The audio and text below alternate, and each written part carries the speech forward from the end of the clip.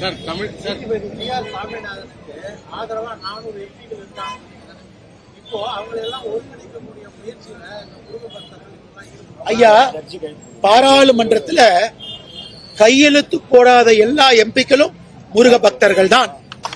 543 minus 120 423 423 எம்பிக்கள் சிவபக்தர்கள், முருக பக்தர்கள். அவங்க இருக்கும் பொழுது எப்படி ஜெயிப்பாங்க? பாயிண்ட் 1. இரண்டாவது, ஜி.ஆர். சாமிநாதனை பதவி இறக்க வேண்டும் என்று 120 எம்பி கையெழுத்து போட்டாங்க. 550 நீதியரசர்கள் சுப்ரீம் கோர்ட்ல இருந்து லோக்கல் கோர்ட் வரைக்கும் அவங்க கையெழுத்து போட்டிருக்காங்க. இது தவறு, நீதியரசரை நீங்க பதவி இறக்குவதற்காக கொடுக்கப்பட்டது தவறுன்னு சொல்லியிருக்காங்க. அப்ப திரு ஜி.ஆர். சுவாமிநாதன் அவர்களுக்கு இந்திய அளவுல வக்கீல்கள், லாயர்ஸ், உச்ச நீதிமன்றத்தினுடைய முன்னாள் நீதிபதிகள் இந்திய அளவுல ஜி.ஆர். சாமிநாதன் அவர்களுக்கு ஆதரவு கொடுக்கிறாங்க. நண்பர் நல்லா புரிஞ்சுக்கணும், மூத்த பத்திரிகையாளர் நீங்க.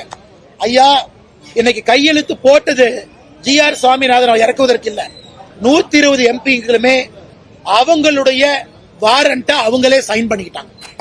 அடுத்த எலெக்ஷன்ல அவங்க தோற்கடிப்பதற்காக அவங்க வாரண்ட் அவங்களே கையெழுத்து போட்டு மக்கள் முன்பு காட்டி விட்டார்கள்.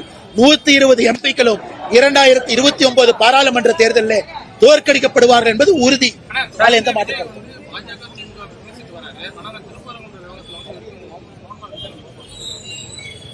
கம்முன்னு இருக்க வேண்டிய இடத்துல கம்முன்னு இருக்கணும், கும்முன்னு இருக்க வேண்டிய இடத்துல கும்முன்னு இருக்கணும். இது யார் சொல்றது? திரு விஜய் அவர்கள். அரசியல் அப்படி இருக்க முடியுமானே? கம்முன்னு இருக்க வேண்டிய இடத்துல கம்முன்னு இருப்பேன், கும்முன்னு இருக்க வேண்டிய இடத்துல கும்முன்னு இருப்பேன். திரு விஜய் அவங்க கிட்ட கேளுங்க, ஐயா கம்முன்னு இருங்க, கும்முன்னு இருங்க, பேச வேண்டிய இடத்துல பேசுங்கன்னு நீங்க விஜய்கிட்ட சொன்னாவே நல்ல அரசியல்வாதியாக வருவாங்க. இவ்வளவு பிரச்சனை நடக்குது, இவ்வளவு சண்டைகள் நடக்குது.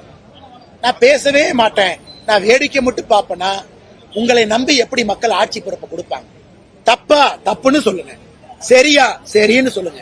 ரோட்டுக்கு இந்த பக்கம் இருங்க அல்லது ரோட்டுக்கு இந்த பக்கம் இருங்க, நடுவுல நின்னா எப்படிங்க ஐயா? வண்டி நடுவுல தானே வரும்.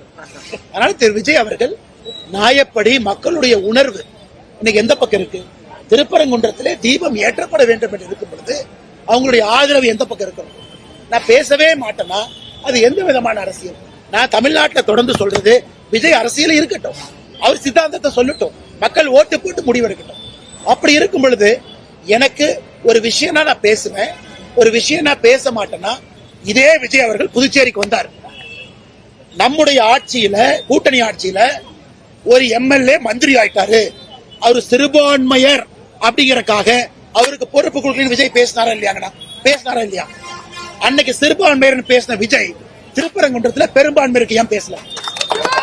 இதே புதுச்சேரிக்கு வந்து சிறுபான்மையர் எம்எல்ஏவா இருக்காரு, அவருக்கு பொறுப்பு கொடுக்காததற்கான காரணம் அவர் சிறுபான்மையர் பேசிய விஜய் அங்க பெரும்பான்மையர் மக்கள் துன்பத்தில் இருக்கும் போது ஏன் பேசல?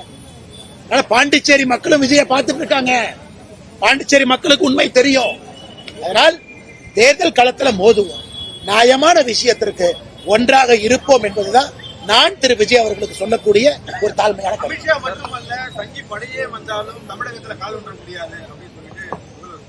முதல்வரா? இந்த முதல்வர் முதல் எலெக்ஷன்ல தோத்தாரு. திரு M.K. ஸ்டாலின் அவர்கள் போட்டியிட்ட முதல் தேர்தலில் தோத்தாரு. கட்சி ஆரம்பித்த பிறகு எத்தனை முறை திராவிட முன்னேற்ற கழகம் தோற்றிருக்கிறது? வரலாறு காணாத தோல்வியை 2014 சந்திச்சாங்க.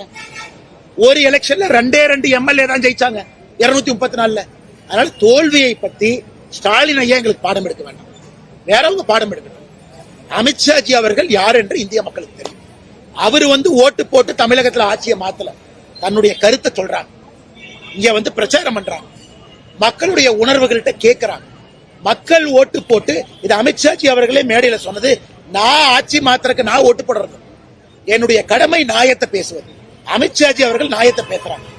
இந்திய அரசியல்ல திராவிட முன்னேற்ற கழகம் 1949 உருவாச்சு.